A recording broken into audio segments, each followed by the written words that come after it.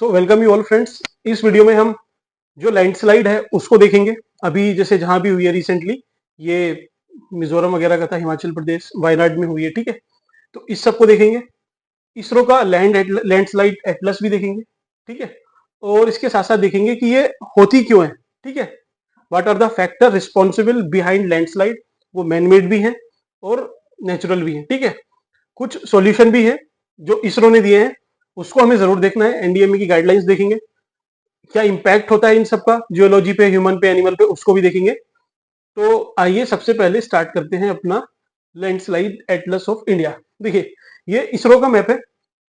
आप इसमें देख रहे होंगे ये जो येलो वाला रीजन है, ठीक है, जैसे ये वेस्टर्न घाट का पूरा रीजन है, ये अपना हिमालय वाला रीजन है, और ये नॉर्थ ईस्ट वाला है। आपको शायद मैं पीछे हो जाता हूँ, ये देखना आराम से। ये तीन रीजन है, यहाँ पे लैंडस्लाइड ज्यादा होती है या फिर ये लैंडस्लाइड प्रोन एरियाज है, ठीक है। अब इन तीनों के एग्जांपल देखना आप। पहला एग्जांपल है अपने पास, ये देखना, हिमाचल प्रदेश। हिमाचल प्रदेश कहाँ आ रहा था? इस वाले रीजन में, ठीक। अगला है अपना वायनाड। अभी जो करंटली देखिए 31 जुलाई का है, लेकिन रिसेंटली अभी चल रहा है। तो ये वायनाड आता है इधर साइलेंट वैली के पास, केरल में, ठीक है। तो ये वेस्टर्न घाट वाला एग्जाम्पल आपको मिल गया। अगला है ये नॉर्थ ईस्ट का। तो नॉर्थ ईस्ट का मिजोरम लैंडस्लाइड हाइलाइट्स, ये कब की है खबर? 2024 मई 29, ठीक है। तो मिजोरम में हुआ था। तो आई होप आपको समझ में आया होगा कि तीनों जगह जो लैंडस्लाइड प्रोन एरियाज हैं, वहां पे लैंडस्लाइड अभी इसी ईयर हुई है, ठीक है। तो अब देखते हैं कि इसके पीछे फैक्टर क्या है रिस्पॉन्सिबल। ओके, तो आप मेरे पीछे देख रहे होंगे, लगभग लगभग 12% एरिया प्रोन टू लैंडस्लाइड है, ठीक है। ये आपकी लैंडस्लाइड की डेफिनेशन है। अगर आपको किसी एग्जाम में लिखनी है या याद करनी है, इसको एज इट इज याद कर लीजिएगा, या फिर इसको इजी करके आप जैसे भी आपको अच्छा लगे आप इसको याद कर सकते हैं, ठीक है। मेरा मेन रीजन क्या है कि लैंडस्लाइड के पीछे फैक्टर कौन से रिस्पॉन्सिबल है। अब आप देखिए, लैंडस्लाइड मतलब लैंड का कुछ पार्ट स्लाइड हो रहा है। तो कहाँ कहाँ होगा? या तो पहाड़ पे होगा, पहला, क्योंकि वहां पे जो स्लोप है वो ज्यादा है। दूसरा, प्लेट्यू में भी हो सकता है, क्योंकि प्लेट्यू में भी रिलेटिवली थोड़ा सा स्लोप ज्यादा रहता है। तीसरा, प्लेन। क्या प्लेन में हो सकता है? सोच के बताना। होता है लैंडस्लाइड कहाँ? जब जैसे लोकसभा के रिजल्ट आते हैं चुनाव के, अगर कोई भी पार्टी जो एब्सोल्यूट मेजोरिटी है उसको पास कर जाती है, तो बोलते हैं कि लैंडस्लाइड विक्ट्री है। तो ये सरकास्टिक है, लेकिन हाँ ऐसा होता है, ठीक है। अब देखिए फैक्टर रिस्पॉन्सिबल, आते हैं अपने मेन टॉपिक पे। नेचुरल फैक्टर क्या है? ठीक है, आपने अगर ज्योग्राफी का पूरा सिलेबस ये देखा हो, समझा हो, तो पहले आती है जियोमॉर्फोलॉजी, उसके बाद क्लाइमेटोलॉजी, फिर आपका आता है ओशियनोग्राफी, हाइड्रोस्फीयर, फिर आती है आपकी सॉइल, ठीक है, बायोजियोग्राफी जिसको बोलते हैं। ये हुए चारों। इनको आपने बैक ऑफ द माइंड रखना है। बैक ऑफ द माइंड कैसे? इसी से आपको एग्जाम्पल कोट करने हैं। जैसे जियोमॉर्फोलॉजी में सोचना कि अच्छा कुछ लैंड से रिलेटेड कुछ फैक्टर होगा, तो पहला फैक्टर कि स्लोप या ग्रेविटी, या तो उसकी ढलान की वजह से या और ग्रेविटी, इन दोनों की वजह से लैंडस्लाइड होती है। सही बात है। इसी में इससे जुड़ा हुआ है अर्थक्वेक की, अगर अर्थक्वेक आ जाए वहां पे तब भी लैंडस्लाइड हो जाएगी। तो जियोमॉर्फोलॉजी के दोनों आपने पॉइंट लिख दिए, काम खत्म। अगला है क्लाइमेटोलॉजी। क्लाइमेटोलॉजी में रेनफॉल आती है। तो कहीं पे अगर ज्यादा रेनफॉल हो जाए या क्लाउड बस्ट हो जाए, तो ऑब्वियसली इतना सारा डेब्री वो फ्लो कर जाएगा और लैंडस्लाइड हो जाएगी, ठीक है। अगला है हाइड्रोस्फीयर मतलब ओशियनोग्राफी। ये सब चीजें आपको बैक ऑफ द माइंड चलानी है, और एग्जाम्पल इसके आपको लिखते जाने हैं। कैसे? River action. हाइड्रोलॉजी मतलब पानी, पानी मतलब रिवर। तो रिवर के एक्शन से क्या नहीं होगी? जब इरोजन करते हुए रिवर चलती है, तो वो भी लैंडस्लाइड करती है, ठीक है, मोर और लेस, वो नहीं लेकिन करती है, ठीक है। फिफ्थ है सॉइल टाइप। अब देखिए, पहाड़ी रीजन या किसी भी रीजन पे अगर सॉइल लूजली पैक्ड है, तो वो ज्यादा वल्नरेबल है या एक्सपोज्ड है टू लैंडस्लाइड, ठीक है। तो आपको इसको भी लिख सकते हैं। 4-5 पॉइंट हो गए आपके। सो कुछ रीजंस मैनमेड भी हैं, ठीक है, फैक्टर रिस्पॉन्सिबल। वो क्या है? पहला, रोड कंस्ट्रक्शन। सपोज एग्जांपल के लिए आप समझना कि जो चार धाम महामार्ग योजना है, वहां पे टनल्स वगैरह बना रही है सरकार। अब टनल्स बनाएगी तो डायनामाइट का यूज करके ब्लास्ट करेगी। तो उससे क्या होता है ना कि जो रॉक्स हैं वो थोड़ी सी फ्रेजाइल हो जाती है, और अल्टीमेटली बाद में थोड़ा बहुत भी स्टैटिक बैलेंस बिगड़ता है, चाहे वो एंडोजेनेटिक फोर्सेस मतलब अर्थक्वेक से हो, या फिर एक्सोजेनेटिक फोर्सेस जैसे रेनफॉल से हो, तो वो लैंडस्लाइड हो जाती है। तो आपको ऐसे इलेबोरेट करके समझा देना है। अगला, मिनरल्स। अब देखिए मिनरल्स का एक्सट्रैक्शन हमें करना हो या एक्सप्लोरेशन करना हो, तो उसकी वजह से भी हम वेरियस टूल यूज करते हैं, मशीन का यूज करते हैं, तो पहाड़ को भी काटते हैं इवन। तो उस वजह से क्या है ना कि वो पूरी जो वहाँ की बैलेंस होता है वो पूरा बिगड़ जाता है और लैंडस्लाइड ज्यादा होने लगती है। एग्जाम्पल भी हम कहीं का भी आप कोट कर देना, रुद्रप्रयाग इधर सब कहीं भी चलेगा, ठीक है। अभी देखेंगे लैंडस्लाइड एटलस में देखेंगे इसरो के। अगला है डी वेजिटेशन। अब देखिए एक पहाड़ है, उस पे पेड़ लगे हुए हैं, और एक दूसरा पहाड़ है जिस पे पेड़ हमने काट दिए। अब जिस पे लगे हुए थे उसके ऊपर क्लाउड बस्ट होता है, मतलब ज्यादा पानी की पड़ता है, तो वो पानी सीधे उन पेड़ों पे पड़ेगा, उसके बाद में उस माउंटेन की सरफेस पे और नीचे वो चला जाएगा। हो सकता है लैंडस्लाइड हो, लेकिन ज्यादा चांस होते हैं कि लैंडस्लाइड नहीं होगी, ठीक है। लेकिन जो माउंटेन एकदम डीवेजिटेटेड है, कोई वेजिटेशन नहीं है, वहां पे क्लाउड बस्ट होता है, तो वहां की जो सरफेस है वो ऑलरेडी एक्सपोज है। तो उस एक्सपोज सरफेस पे जब भी क्लाउड बस्ट होगा, रेनफॉल ज्यादा होगी, तो वो लैंडस्लाइड होके सब बह जाएगा, ठीक है, डेबरी वगैरह। अगला है कंस्ट्रक्शन। कंस्ट्रक्शन के लिए मैं आपको एग्जांपल देता हूँ, आप इसको ऐसे केस स्टडी यूज कर सकते हो, जैसे नैनीताल कुमाऊं वाले रीजन में है। तो वहां पे क्या है ना, जो उसका ईस्टर्न साइड है नैनीताल का, वहां पे इतने होटल्स, इतनी पॉपुलेशन आती है, रिजोर्ट बने हैं, रेस्टोरेंट हैं। उससे क्या हुआ है कि वो ईस्टर्न साइड सिंक होना स्टार्ट हो गई है। ऐसा रिसर्चेज में पता चला है, वेरियस रिसर्च कंडक्ट हुई है, उससे पता चला है। और वो बोल रहे हैं रिसर्च में कि वहां पे अब लैंड स्लाइड होने की ज्यादा चांसेस है। तो आप कंस्ट्रक्शन में इसको लिख सकते हो। तो देखिए 4-5 ये पॉइंट हो गए, 4-5 ये हो गए, 8 पॉइंट हो गए। सिर्फ यही थोड़ी लिखना है, और भी लिखना है। तो अब मेन अपना मुद्दा क्या है, इम्पैक्ट पे हम बाद में आएंगे। पहले एनडीएमए की कुछ गाइडलाइंस है, जैसे landslide hazard vulnerability and risk assessment. अगला है मल्टी हजार्ड कंसेप्चुअलाइजेशन। नेक्स्ट है landslide remediation practice, research and development. देखिए बहुत सारी है, आपको कोई भी 2-3 याद कर लेना, याद करके वहां लिख के आ जाना एनडीएमए की है, ये हमें करना चाहिए। और देखते हैं क्या करना चाहिए। ये देखिए, ये इसरो का है अपना, इसरो आपको दिख रहा होगा।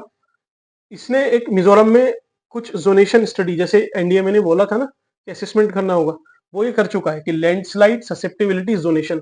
तो आपको इस हेडिंग को उठाना है और लिख देना है। इससे क्या होगा कि आप जो जोन है जो ज्यादा ससेप्टेबल है टुवर्ड लैंडस्लाइड, उसका पहले से पता लगा सकते हो और वहां पे रेमेडियल मेजर ले सकते हैं, ठीक है। तो एक ये हुआ। अगला है अपना rainfall threshold based landslide early warning. Rainfall based भी तो होती है, कहीं पे बारिश ज्यादा होने वाली है, वहां की आपको पता है कि स्टैटिक कंडीशन कैसी है, कि अगर यहाँ पे इतना पानी बरसेगा तो लैंडस्लाइड हो जाएगी। तो उन दोनों को रिलेट करके पूरी स्टडी की गई है। आपके लिए काम का क्या है, बस ये वाली लाइन कि हम ये कर सकते हैं, जो इसरो कर चुका है, कर रहा है, आप इसको रिकमेंडेशन में लिख देना, ठीक है। तो यही है मेन फैक्टर, यही होते हैं। अगला है ये टेक्निकल एस्पेक्ट मोबाइल एप्लीकेशन का है, लैंडस्लाइड डेटा कलेक्शन। अब इसका मैं आपको क्या बताता हूँ, पहले आप नीचे पढ़ लेना। The film mobile app is developed by ISRO NRSC. It aim to be used by SDMA DDMA government organization researcher, ठीक है। इसमें क्या है, सपोज कहीं पे लैंडस्लाइड हुई, लोग वहां पे फंस गए, तो वो क्या करते हैं, वीडियो बना के फिर भेजते हैं, तो प्रशासन अलर्ट होता है, देखता है, मीडिया में खबर आती है। तो हमारा जो भी रिस्पॉन्स होता है वो थोड़ा सा डिले हो जाता है उसकी वजह से। अब देखिए जिसने वीडियो बना के आपको भेजी या फोन कॉल पे बताया, तो हो सकता है वहां पे नेटवर्क नहीं हो।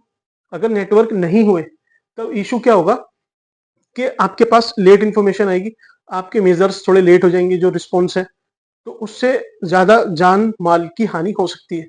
तो उस सबको बचाने के लिए हम क्या कर सकते हैं कि एक ऐसा मोबाइल ऐप डेवलप करें कि वो ऑनलाइन सैटेलाइट से आपका स्टडी कर ले, प्लस आसपास के रीजन जो भी अथॉरिटी है, जैसे डीडीएम है, वहाँ की जो डिस्ट्रिक्ट अथॉरिटी है, स्टेट अथॉरिटी है, ऑर्गेनाइजेशन है, उन सबको मैसेज चला जाए कि भाई ऐसा ऐसा हो गया है। और वो जो भी मेजर्स उनको लेने हैं, जो रिस्पॉन्स देना है एनडीआरएफ है, वो जल्दी से वहां पे फॉरवर्ड हो पाए, ठीक है। अगला अपना है यूएवी डेटा इन लैंडस्लाइड मॉडलिंग। आपको इसको बस एज ए लिख देना है। इसमें क्या है कि photogrammetric technique has been increasingly used because of their capability to rapidly reconstruct the 3D topography. मतलब क्या है, अभी आप न्यूज में देख रहे होंगे, ये जो वायनाड में हुआ है, वहां पे उसकी 3D इमेज से ज्यादा अच्छे से वो समझा पा रहे हैं। तो ये जो वहां की अथॉरिटीज हैं वो इसको यूज कर सकती हैं, ताकि एक पूरे पिक्चर लैंडस्लाइड की उनको मिल पाए। तो आप इसको ऐसे रिकमेंडेशन में डाल सकते हो, ठीक है।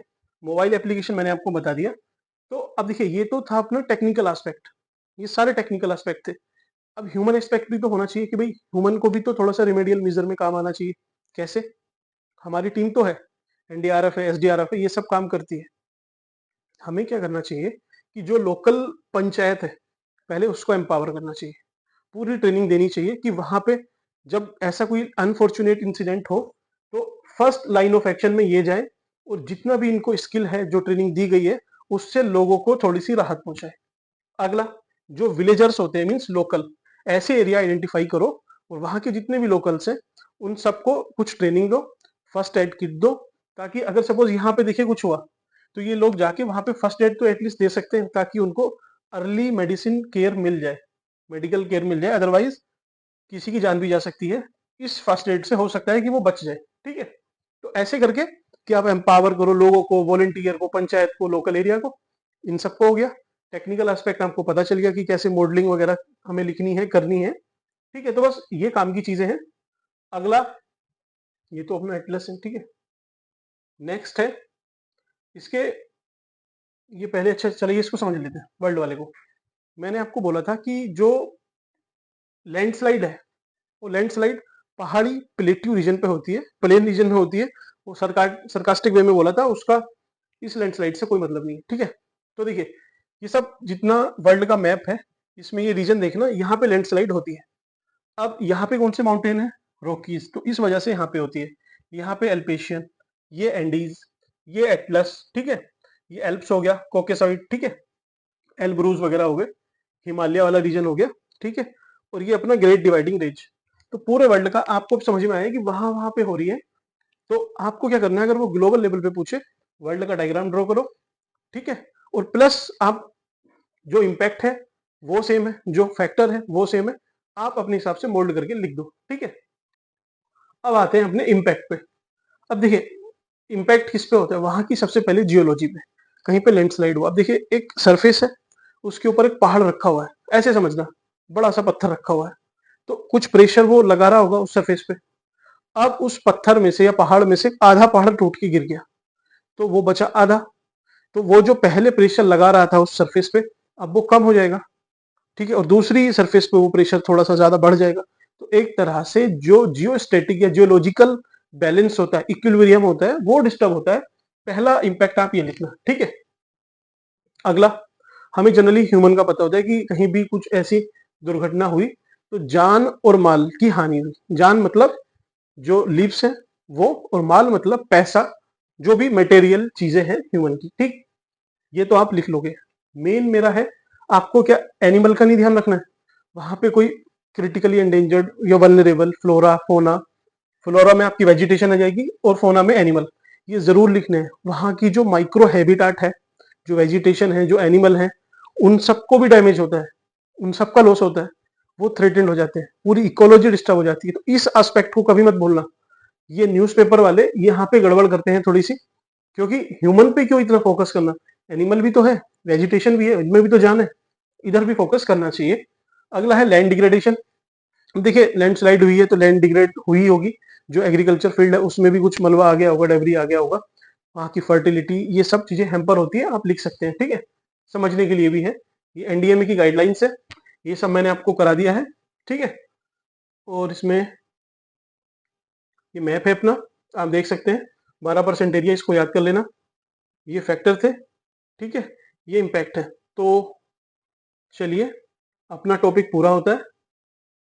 अब अगर ये वीडियो आपको पसंद आई है तो प्लीज आप इसको लाइक या सब्सक्राइब या डिसलाइक, कमेंट, ये सारी जितनी भी चीजें मैंने बताई है आप अपने पर्सपेक्टिव से कर सकते हैं, बट प्लीज करना, क्योंकि इन्हीं से हमको मोटिवेशन मिलेगा ताकि और वीडियोस हम लेके आ पाए। ठीक है, ये वैसे मैं आपको एक जनरली बता दूं, जीएस पेपर 1 उसमें जो ज्योग्राफी का सेक्शन है, उसमें जो हजार्ड वाला सेक्शन है, उसमें ये अपना लैंडस्लाइड कनेक्ट होता है, तो आप इसको कनेक्ट करके लिख सकते हैं। अगर क्वेश्चन पूछेगा हजार्ड से तो पहला क्वेश्चन लैंडस्लाइड से आएगा। ठीक है, थैंक यू।